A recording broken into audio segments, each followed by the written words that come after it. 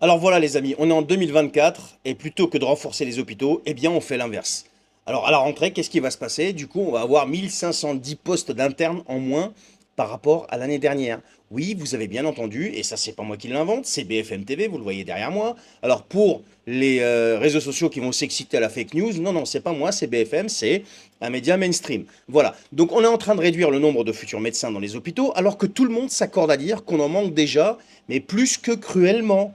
Et il y en a un qui a dit, il n'y a pas si longtemps que ça, que le problème, par exemple, des urgences, en un an, ce serait réglé. Nous avons massivement investi dans notre hôpital, mais il faut des résultats concrets à court terme. D'ici la fin de l'année prochaine, nous devrons avoir désengorgé tous nos services d'urgence. Alors bien sûr, les étudiants en médecine, ça les fout hors d'eux parce que ils se demandent c'est quoi ce délire. Ils ont lancé une pétition pour demander qu'on rouvre des postes, mais bon, vous savez ce que donnent les pétitions en général.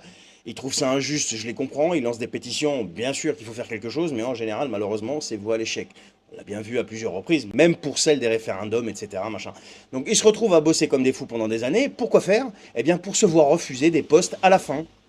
Et en plus, on a la médecine générale et l'ophtalmologie qui sont particulièrement touchés avec 18% de postes en moins. Et les urgences, j'en parle même pas, qui en manquent déjà, en perdent 15%. Alors qu'on a des articles qui sont sortis, par exemple sur cet été, il y a des urgences qui ont été obligées de fermer. Alors qui va encore payer l'addition de tout ça? Eh bien ça va être les patients. Donc on parle de délais d'attente qui vont s'allonger, que ce soit pour les consultations, ou alors pour être pris en charge aux urgences, etc. Alors on a notre cher Philippe Juvin, donc le chef des urgences de l'hôpital Georges Pompidou, qui lui trouve une explication. Alors il dit que cette baisse est en partie due au fait qu'il y a eu moins de candidats cette année. Apparemment, les changements de dernière minute dans l'examen national auraient poussé certains candidats à redoubler plutôt que de passer l'examen. Du coup, moins de candidats, et bien moins de postes. Alors dit comme ça semble logique. En clair, on ne forme pas assez de médecins pour répondre à la demande en France, tout simplement. Donc vous aurez bien compris que c'est pas demain que l'histoire de la crise des hôpitaux va se régler. Et je serais tenté de me demander si on nous a encore menti, en fait. Non, je sais pas, qu'est-ce que vous en pensez?